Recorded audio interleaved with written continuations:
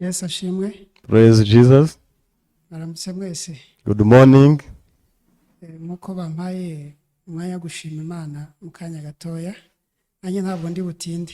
As I was given the short time to witness the works of God, I will promise to not take much time. Hano bwo ngira Imana yo guhagarara imbere y'abantu igihe kinini cyane. And it was not even my talent to stand before the congregation. Nkuko umushumba Jean Pierre abivuze,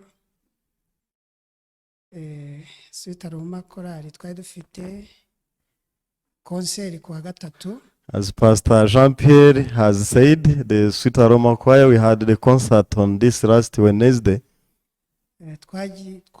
Twabanye n'Imana, Imana yabanye natwe. And God had been with us.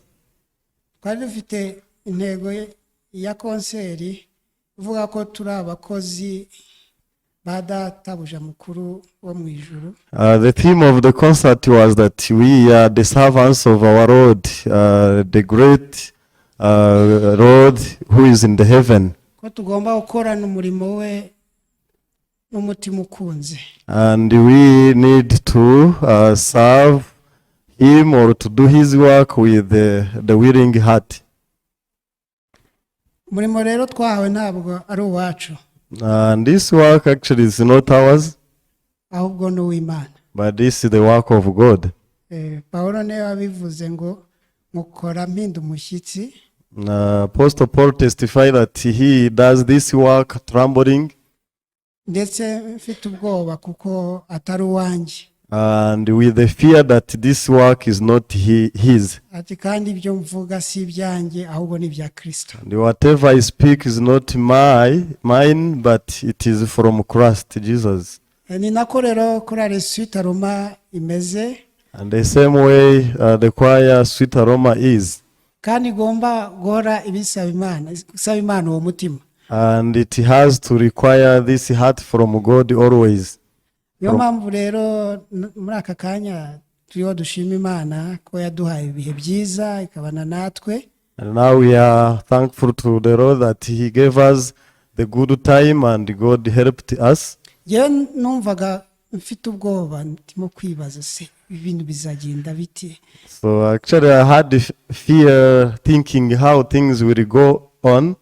Ariko Imana yarabikoze yihesheje icyubahiro. But finally God worked for us, and then he is worthy of the glory. Hari umuntu umwe rero mu bari bahari waje yumva ubutumwa bwiza. So one of the newcomers received the gospel. Ejo twabashije kugendana tuganira tugiye mu majyepfo. And yesterday I had a journey with him heading to the western province. Aravuga ati rwose numvishe ubutumwa bwiza ntigeze numva. And he told me that he had a message differently from what he used to hear. Uyu munsi yajyaga kugaruka ariko He was to come back today, but I don't know what was the challenge to him. Kubw'iyo kibazo nari mfite rero cy'ubwoba mu mutima wanjye, ari jambo umushumba Edimo yigishije ku cyumweru cyashize. But the worries I had was solved by the message of Pastor Edmond. He preached last week. Imana yatwikorereye imitwaro.